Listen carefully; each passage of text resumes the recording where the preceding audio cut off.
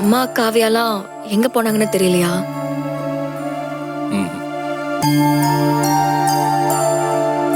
எல்லாமே என்னால தானே கதிர். எங்க நீங்க எங்க அப்படி நினைக்கிறீங்க? அவங்க தப்பா நினைக்கிறதுக்கு நம்ம என்னங்க பண்ண முடியும்? அதெல்லாம் கரெக்ட் தான். இருந்தாலும் அவங்க இன்னைக்கு இப்படிலாம் நடந்துக்கிறதுக்கு நான் தானே காரணம். அவங்க என் மேல இருக்கிற கோவத்துல தானே இப்படிலாம் பண்றாங்க. ருத்ரா, கதிர் ஏற்கனவே நொந்து போயிருக்காரு. இதுல நீங்களும் இப்படி பேசினா எப்படி?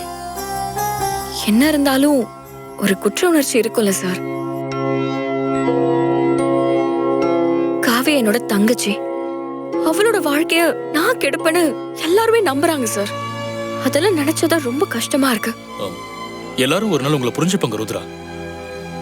ஆமா ருத்ரா, நீங்க இங்க திரும்ப வந்தது என்ன நினைச்சு ஃபீல் பண்றதுக்காக இல்ல. நம்ம ஆராதனாவை கண்டுபிடிக்கணும், அந்த ராகுலையும் கண்டுபிடிக்கணும்.